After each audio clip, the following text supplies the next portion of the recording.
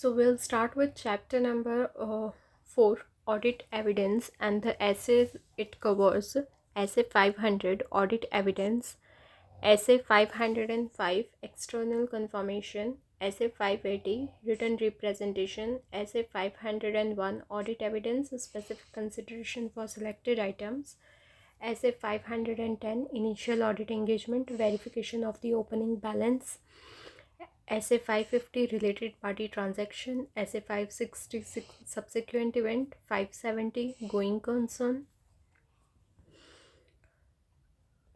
These are the chapter number 4 essay which we are going to revise. Let's start with the revision. Essay 500, audit evidence. Auditor need to obtain sufficient and appropriate audit evidence by performing the audit procedure, which is discussed in basic concept of the essays. When information to be used as a audit evidence has been prepared using the work of the management's expert, the auditor shall evaluate the competence, capabilities, and objectivity of that expert, obtain an understanding of the work of that expert, and evaluate the appropriateness of that expert work as audit evidence for the relevant assertion. When using the information produced by the entity, the auditor shall obtain audit evidence about the accuracy and completeness of the information, and evaluating whether the information is sufficiently precise and detailed for the auditor's purpose. Inconsistency in or doubt over the reliability of the audit evidence. Audit evidence obtained from one source is inconsistent with that obtained from the another, or the auditor has a doubt over the reliability of the information to be used as a audit evidence, then auditor shall determine what modification or additions to audit procedure are necessary to resolve the matter, and shall consider the effect of that matter, if any, on the aspects of the audit. Auditor's judgment as to sufficiency may be affected by the factors such as materiality, risk of material misstatement, size, and characteristic of the population. Audit procedure. The next is audit procedure to obtain the audit evidence. What are the audit procedure? First is recalculation, inspection, observation, external confirmation, reperformance, inquiry, and analytical procedure. Principles determining reliability of the audit evidence. So, written versus oral, direct versus indirect, external versus internal audit evidence, original versus duplicate or photocopy. If the controls are operating effectively, then the audit evidence obtained are reliable. The next essay is essay 505, external confirmation. Definition as per the bare essay 505. Audit evidence obtained as a direct written response to the auditor from a third party, it means the confirming party, in paper form or by electronic or other medium, is known as external confirmation. Types of confirmation. There are two types of confirmation: positive confirmation request and negative confirmation request. A request that the confirming party respond directly to the auditor whether the confirming party agree or disagree with the information in the request, or providing the requested information, is known as positive confirmation request. And a request that a confirming party respond directly to the auditor only if the confirming party disagree with the information provided in the request is known as a negative confirmation request. It provides a less persuasive evidence than a positive confirmation request, and therefore it should be used less frequently and only if all these conditions are satisfied. Which conditions? When negative confirmation request is to be followed. Risk of material misstatement is low. Second is too many similar items with a lower amount. Third is chance of ignorance by a third party are less. It means the third party will not disagree such a request. Will not disregard such request. And last is fourth is chance of disagreements are low. It means low rate of exception. Factors that may assist the auditor in determining whether the external confirmation procedure are to be performed as a substantive audited procedure include A. The confirming party's knowledge of the subject matter. B. Is the ability or willingness of the intended party to respond. For example, may not accept the responsibility for responding to a confirmation request, may consider responding too costly or time consuming, may have concerns about the potential legal liability resulting from responding, or may account for a transaction in different currencies, and may operate in an environment where responding to confirmation request is not a significant aspect of day-to-day operation. And the third is the objectivity of the intended confirming party. If it is a related party, then the response could be biased. Examples of a situation where external confirmation procedure may provide a relevant evidence. Bank balance and other information relevant to banking relationship, account receivable balance and terms. Account receivable means data and bills receivables. Inventories held by a third party at a bonded warehouse for processing or on a consignment. Property title deeds held by the lawyers or financiers for safe custody or as a security. Investment held for safekeeping by the third parties or purchased from the stockbrokers but not delivered at the balance sheet date. And sixth is amount due to lenders, including relevant terms of the repayment and restrictive covenant and accounts payable balance and the term. All these are the examples of the situations where external confirmation may provide a relevant evidence. Next is external confirmation procedure. Determining the information to be confirmed or requested. It means, for example, confirming the account balances, confirming the terms of the agreement, confirm the terms of the transaction, and confirm the absence of certain conditions. Second is selecting the appropriate confirming party. Next is designing a confirmation request, and the last step is sending the request to the confirming party, including the follow-up request. Now, what factors to be considered for designing a confirmation request? Past experience of the auditor while dealing with the third parties, management's authorization of the request so that the third party reply faster, communication method, assertion being addressed, nature of the matter required, layout and presentation method, risk of material misstatement involved in the matter, and the ability of the third party to provide a requested information. These all are the factors to be considered for designing a confirmation request. What if management refused to authorize a confirmation request? So first is inquire whether there is a reasonable justification for such a refusal.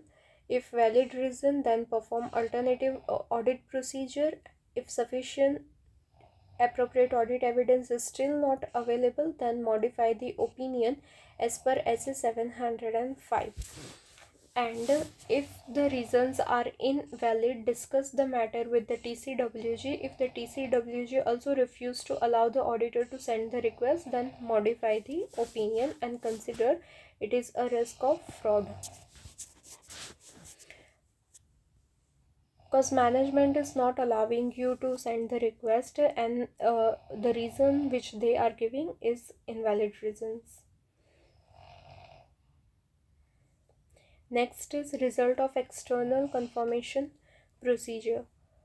Positive confirmation request, response received, evaluate the reliability of the response, and if there is a no response, then perform the alternate audit procedure. If it is not possible to perform the alternate audit procedure or sufficient appropriate audit evidence is not available after performing alternative procedure, then modify the opinion as per the SA 705. Negative confirmation request may, if response received, evaluate the reliability of the response, and if there is a no response, there is no disagreement with the records of the client. Reliability of the response. Factors that may create a doubt over the reliability of the response. First is was received by the auditor indirectly. Second is appeared not to come from the originally intended confirming party. And if the response to a request is unreliable, then reassess the risk of material misstatement and consider the risk of fraud and the implication on the other audit procedure. Following categories of the result possible, summarizing the previous chart. It means the response by the appropriate confirming party indicating an agreement with the information provided in the confirmation request or providing requested information without exception. Second is a response deemed unreliable, a non-response, and a response indicating an exception. The next is, so here SA 550 SA 505 external confirmation got complete. The next essay which we are going to start is essay 580, written representation. What is meant by written representation? A written statement by a management provided to the auditor to confirm a certain matters or to support the other audit evidence. Written representation in this context do not include financial statement, the assertion therein, or the supporting books and the record. Reliability of the written representation. Although the written representation is a necessary evidence, but it is not considered as a sufficient appropriate audit evidence.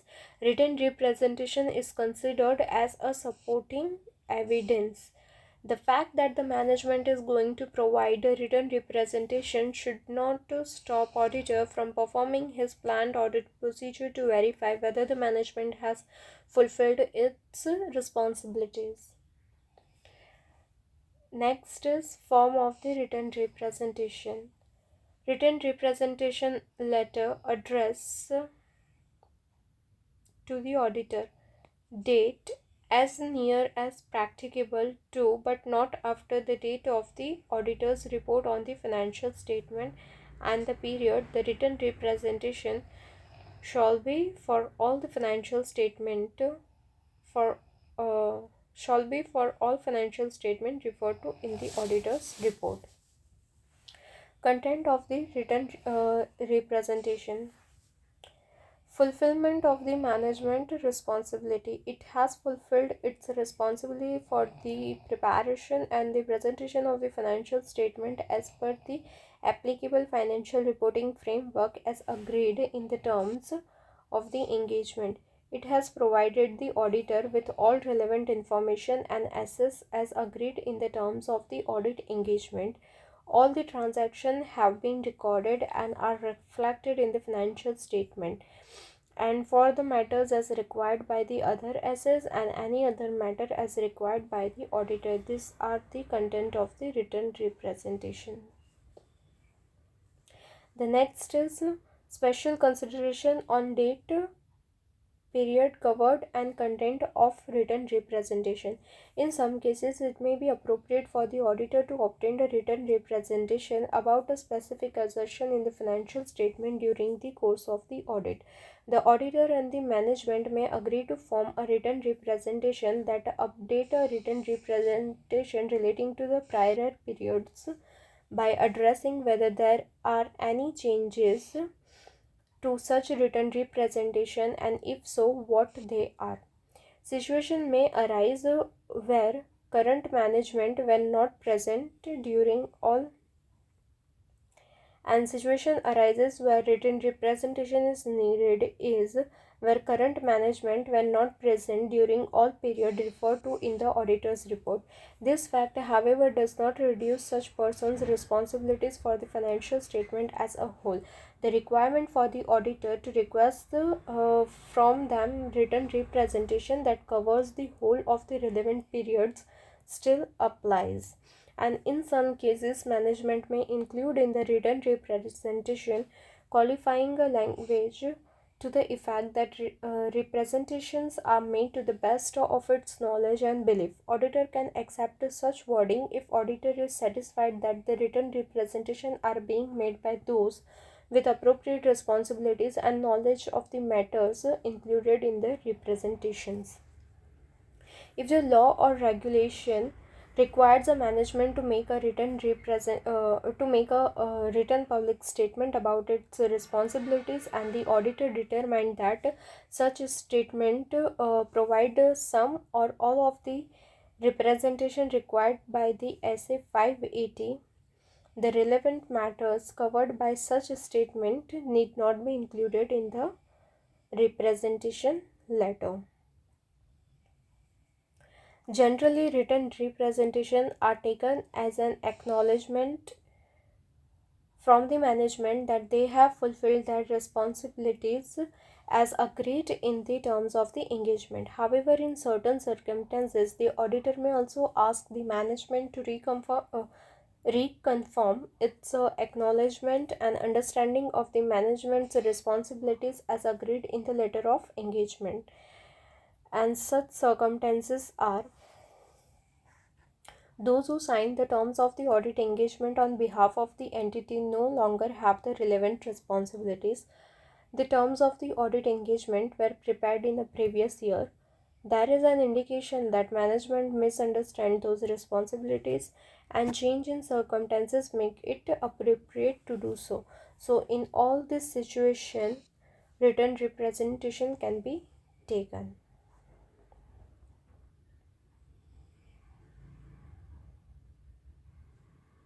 The next is Essay 501, Audit Evidence Specific Consideration for Selected Item.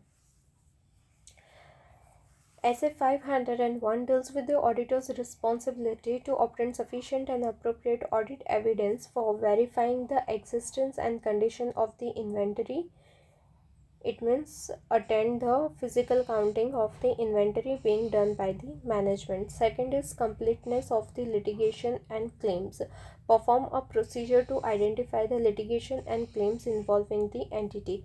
And the third is presentation and disclosure of the segment information. It means the verify what is the procedure to verify the presentation and disclosures as applicable, financial reporting framework as a standard, accounting standard 17 and Indies 108 segment reporting. This detail need to be presented in segment information. Next is a standard on sufficient and appropriate audit evidence for verifying existence and condition of the inventory. This is the part 1. This was the part 1, part 2 and part 3. Now we are going in detail with part 1. Sufficient appropriate audit evidence for verifying the existence and condition of the inventory when inventory is material to the financial statement. Auditor need to attend the physical counting of the inventory by the management. Such procedure should be performed as on the year and date on the date of the financial statement. Audit procedure by the auditor while attending such physical counting inventory is, you can use this memory technique topic, which is evaluating management's instruction and procedure. It means for example, controls implemented over the movement of the inventory, accurate identification of the work in progress, procedure used to estimate the physical quantities, etc. For recording and controlling the result of the entity's physical inventory counting, evaluating the management's instruction, test count, sample verification, observation of the management's count procedure, perform check, final inventory record versus the actual inventory count result, inspect the inventory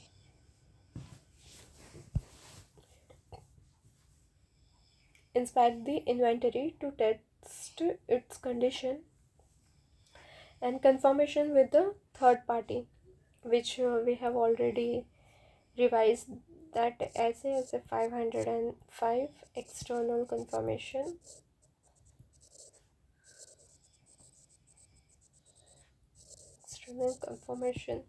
So confirmation with the third party or inspection or both based upon the materiality of the inventory held with the third parties. Auditor also use the report of the another auditor.